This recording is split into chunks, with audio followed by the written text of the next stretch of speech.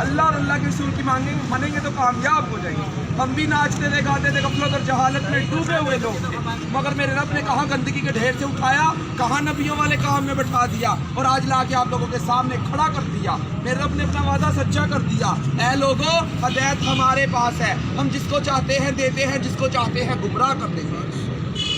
اے لوگوں، عزت کے خزانے ہمارے پاس ہیں، ہم جس کو چاہتے ہیں ذلت کے نقشوں میں عزت پہنچا دیتے ہیں اور جس کو چاہتے ہیں عزت کے نقشوں میں ذلیل کر دیتے ہیں۔ وہی ہے وَتُعِزُّ مَن تَشَاءُ وَتُذِلُّ مَن تَشَاءُ، اس کے علاوہ کوئی عزت دینے والا نہیں، اس کے علاوہ کوئی ذلیل کرنے والا نہیں۔ کیسے کیسے لوگ آ کے سمجھا رہے ہیں، ابھی بھی نہیں سمجھیں گے تو پھر کب سمجھیں گے؟ اللہ تو ناچنے گانے والوں کو بھیج رہا ہے۔ اللہ کہے گا میں نے علماء بھیجے، مفتی بھیجے، قاری بھیجے، دین کے دائی بھیجے، حتیٰ کہ ناچنے گانے والوں کو بھی ہدایت دے کے آپ کے سامنے کھڑا کر دیا تھا اور وہ بھی یہی کہہ رہے تھے، اے لوگوں اللہ کے حکموں کو مان لو، نبی کے طریقوں پر چل لو، اسی میں کامیابی ہے۔ تو میرے بھائیوں، دین کی بنیاد ہے کلمہ۔ ہم سب نے کلمہ پڑھا ہے، لا الہ الا اللہ محمد رسول اللہ۔ اس کا مطلب ہے کہ اللہ کے سوا کوئی معبود نہیں، حضرت محمد صلی اللہ علیہ وسلم اللہ کے رسول ہیں۔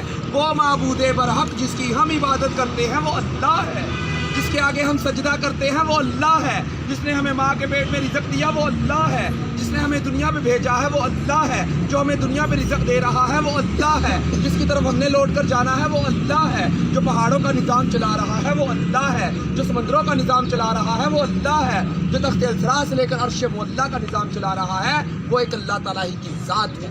اس کے علاوہ کوئی دوسری ذات نہیں ہے، وہ وحدہ لا شریک ہے، اس کا کوئی شریک نہیں ہے، نہ اس کا کوئی ہمسر ہے، نہ کوئی ثانی ہے، نہ کوئی ساتھی ہے، نہ وہ کھاتا ہے، نہ پیتا ہے، نہ سوتا ہے، نہ اس کی کسی سے رشتہ داری ہے۔ وہ بے نیاز ذات ہے، وہ بے نیاز ذات ہے، وہ صمد ہے، وہ بے نیاز ہے، وہ خالق ہے، وہ سب کو پیدا کرنے والا ہے، وہ رازق ہے، وہ سب کو رزق دینے والا ہے، وہ سمیع ہے، وہ سب کی سننے والا ہے، وہ بصیر ہے، وہ سب کو دیکھنے والا ہے، وہ علیم ہے، وہ سب کچھ جاننے والا ہے، وہ الباری مصور ہے، وہی جان ڈالنے والا اور صورتیں بنانے والا ہے، وہ الحی ہے، ہمیشہ ہمیشہ زندہ رہنے والا ہے، وہ القیوم ہے، سب کو قائم کرنے اور سنبھالنے والا ہے، وہ وہاب ہے، سب کو عطا کرنے والا ہے، وہ قہار ہے، سب کو اپنے قابو میں رکھنے والا ہے، وہ جبار ہے، زبردست ہے، وہ المومن ہے، امن اور ایمان دینے والا ہے، وہ رحیم ہے، بے حد رحم کرنے والا ہے، وہ رحمان ہے، بڑا مہربان ہے۔ وہ کون ہے؟ وہ اللہ ہے جو ہم پر مہربان ہو گیا، جس نے ہمیں انسان پیدا کیا،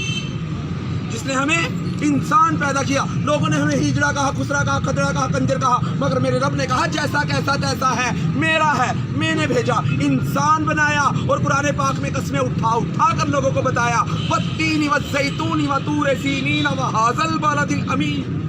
اللہ کہہ رہا ہے قسم ہے انجیر اور زیتون کی، قسم ہے صحرائے سینا، طور کے پہاڑ کی، حضرت موسیٰ علیہ السلام والا جدھر اللہ سے ہم کلام ہوا کرتے تھے۔ پھر کہہ رہا ہے اس امن امان والے شہر یعنی مکہ معظمہ کی۔ پھر کہا لقد خلقنا الانسان فی احسن تقویم، کہ ہم نے انسان کو خوبصورت پیدا کیا۔ تو پھر ہم کون ہوتے ہیں انسانوں میں کمیاں دیکھنے والے، اپنے رب کی تخلیق کی ہوئی چیزوں میں کمیاں نوٹ کرنے والے؟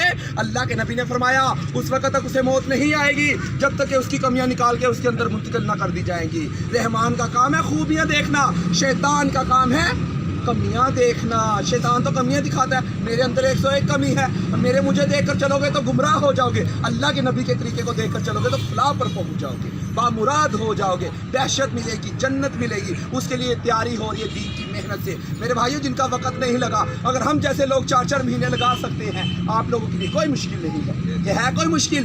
اگر آپ لوگ نہیں کام کرو گے پھر اللہ ہم جیسے کو ہدایت دے کہ ہم سے دین کا کام لے رہا ہے۔ اللہ تو کسی کا محتاج نہیں ہے، ہم سب اللہ کے محتاج ہیں۔ قرآن پاک میں پڑھ رہے ہیں نا، الم تر کیف فعل ربک باصحاب الفیل، کیا تمہیں معلوم نہیں، کیا تم جانتے نہیں تمہارے رب نے صحاب فیل کے ساتھ، ہاتھیوں کے لشکر کے ساتھ، ابرہ کے لشکر کے ساتھ کیا معاملہ کیا؟ پرندوں کے ذریعہ، ابابیل کے ذریعے ہلاک کیا اور بیت اللہ شریف کی حفاظت فرما کر دکھائی۔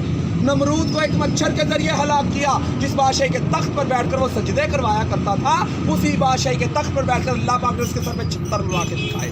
حضرت ہود علیہ السلام کی قوم عاد جو کہتی تھی میں بڑی طاقتور قوم ہوں، حضرت ہود علیہ السلام نے کہا اے قوم یہ جو تمہیں طاقت دی ہے اللہ نے دی ہے، اصل طاقت تو اللہ کی ہے، اللہ کو مانو، کیوں غرور کرتے ہو، کیوں تکبر کرتے ہو، کیوں گھمنڈ میں ہو؟ مگر ان قوم والوں نے نہ مانا، اللہ نے ایک ہوا چلائی، پٹک پٹک کے مارا، ایسے پڑے تھے جیسے کھجور کے تن کے بکھرے پڑے۔ تو میرے بھائیوں اب کسی نبی نے نہیں آنا، چاروں طرف دینی کی آگ لگی ہوئی ہے۔ चारों तरफ बेदीनी की आग लगी हुई है। अगर हम जैसे चेहरों पे सुन्नत सजा सकते हैं आप लोगों के लिए कोई मुश्किल नहीं। हमारे सरों पे दुपट्टे थे, अल्लाह ने अमामे सजा दिए। चेहरों पे मेकअप सजाते थे, नबी का नूर सजा दिया। पाँव में घुंघरू बांध के नाचा करते थे, अल्लाह ने अपने रास्ते के लिए कबूल फरमा लिए। हर चीज़ इज्जत रह जानी है और दाढ़ी मुबारक कब्र में भी साथ जानी है। दाढ़ी मुबारक कब्र में भी साथ जाती है। आज हमारी नौजवान नस्ल किधर जा रही है हमने कभी सोचा है? हमने कभी सोचा है? जल्लाह के मुंह तोड़ रहे हैं, नबी करीम सल्लल्लाहु अलैहि वसल्लम के तरीकों को छोड़ रहे हैं। हर बंदा परेशान है, हाल सबके ऊपर आए हुए हैं मेरे भाइयों। ये है मुकामे तौबा, तौबा तन नसूहा, निकालो पक्की सच्ची तौबा। या अल्लाह मैं तेरे हुक्मों को मानूंगा, तेरे नबी के तरीकों पर चलूंगा तो मुझे माफ़ फरमा ले और मुझे अपने दीन की आली मेहनत के लिए कबूल फरमा ले। तो इंशाल्लाह सारे कोशिश करेंगे ना, इंशाल्लाह 4-4 महीने लगाएंगे ना, इंशाल्लाह। हमें देखकर नसीहत पकड़ लो। हम